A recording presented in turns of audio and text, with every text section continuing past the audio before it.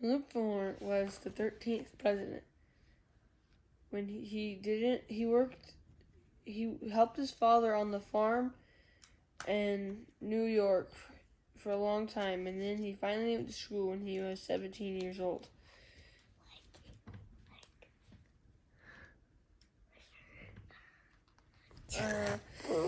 He married his school teacher and moved to Buffalo and married his school teacher a few years later. He became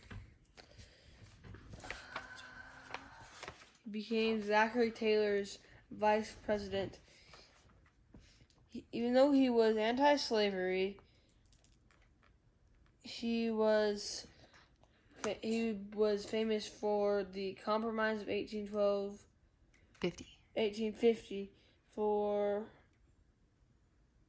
when people could, one part what said that California was a free state and Utah, New Mexico could decide if they wanted to have slavery or not slavery, and there could be no slave. Well, the slave trade would be abolished in Washington, D.C., and the Fugitive Slave Act also happened when that meant that if your slave ran away, you could go back up and get them even if they were in the north. And he also was one of the presidents, some people say, that is the worst president ever. He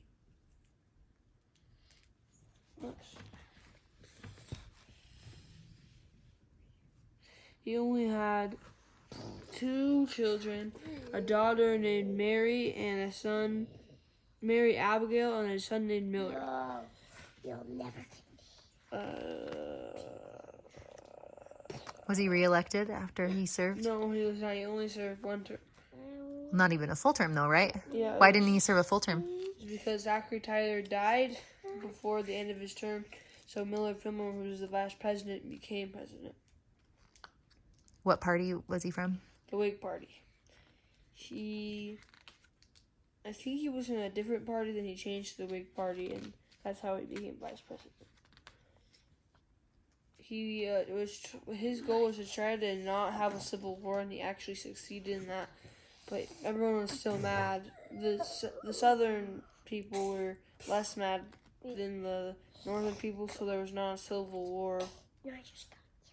He prevented that from happening, but it happened later on. You're giant.